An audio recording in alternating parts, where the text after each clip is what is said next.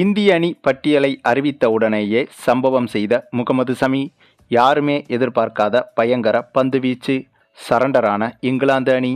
அதாவது இந்தியா மற்றும் இங்கிலாந்து அணிகளுக்கு இடையேயான முக்கியமான கிரிக்கெட் தொடர் இந்த மாதம் 22ஆம் தேதி முதல் தொடங்க இருக்கிறது.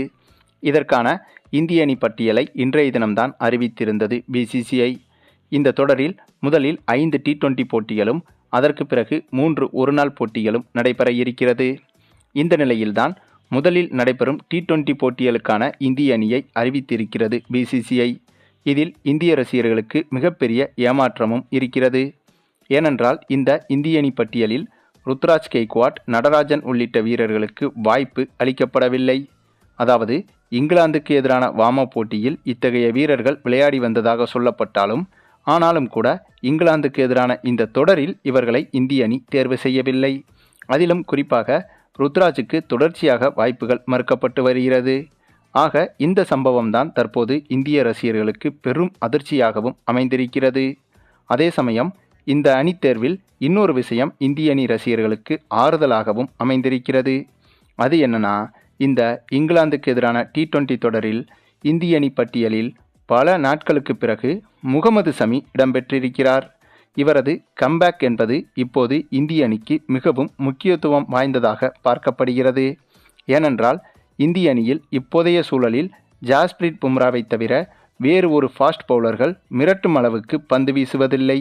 முகமது சிராஜ், ஹர்ஷ்தீப் சிங் போன்றவர்கள் இருந்தாலும் பும்ரா அளவுக்கு அல்லது பும்ராவுக்கு ஓரளவுக்கு இணையாகவாது எந்த ஒரு பவுலரும் இந்திய அணியில் தற்போது இல்லை என்றுதான் சொல்ல வேண்டும். ஆக அதனை சரிக்கட்டும் விதமாகத்தான் இந்த தொடரில் தற்போது முகமது சமியை களமிறக்கியிருக்கிறது பிசிசிஐ.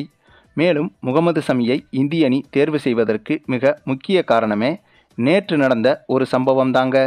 ஆமாங்க, நாம் ஏற்கனவே சொன்னது போல இந்த இந்தியா மற்றும் இங்கிலாந்து அணிகளுக்கு எதிரான தொடரை முன்னிட்டு ஏற்கனவே வார்ம் அப் போட்டிகளில் இந்த இரு அணிகளும் விளையாடி வந்தது. அப்படியாக நடைபெற்ற நேற்றைய போட்டி ஒன்றில் நம்ம முகமது சமி வெறும் 2 ஓவர்கள் தான் வீசியிருந்தார். ஆனால் அந்த 2 ஓவர்களில் தொடர்ச்சியாக 6 விக்கெட்டுகளை வீழ்த்தியிருந்தார். அதாவது முதலில் 5வது ஓவரை வீசிய இவர் அந்த ஓவரின் 3வது பந்தில் தொடங்கி 3வது பந்து, 4வது பந்து, 5வது பந்து, 6வது பந்து என அந்த ஓவரின் அந்த 4 பந்துகளிலும் 4 விக்கெட்டுகளை வீழ்த்திவிட்டு அடுத்ததாக 7வது ஓவரை வீச வந்து அந்த 7வது ஓவரின் முதல் பந்திலும் 2வது பந்திலும் 2 விக்கெட்டுகளை வீழ்த்தியிருந்தார். அதுவும் எப்படி? இவர் வீழ்த்திய இந்த 6 விக்கெட்டுகளுமே ஸ்டெம்புகள் பறந்து போல்டுகளாக கிடைத்த விக்கெட்டுகளாகும். ஆக அந்தளவுக்கு பந்து வீச்சில் இந்த போட்டியில் தெறிக்க விட்டிருந்தார் முகமது சமி. இந்த ஒரு சம்பவம்தான் முகமது சமியை இந்திய அணி தேர்வு செய்வதற்கு மிக முக்கிய சம்பவமாக மாறியது. சரி, நீங்கள் சொல்லுங்க, இங்கிலாந்துக்கு எதிரான தொடருக்கு இந்திய அணி தேர்வு செய்துள்ள இந்த அணி தேர்வை பற்றி உங்களுடைய கருத்துக்களையும் கமெண்டில் தெரிவிங்க. மேலும் முகமது சமியின் இந்த கம்பேக் பற்றியும் கருத்துக்களை கமெண்டில் தெரிவிங்க. இந்த வீடியோ பிடிச்சிருந்தா லைக் பண்ணுங்கள், மற்ற அனைவருக்கும் ஷேர் பண்ணுங்கள்.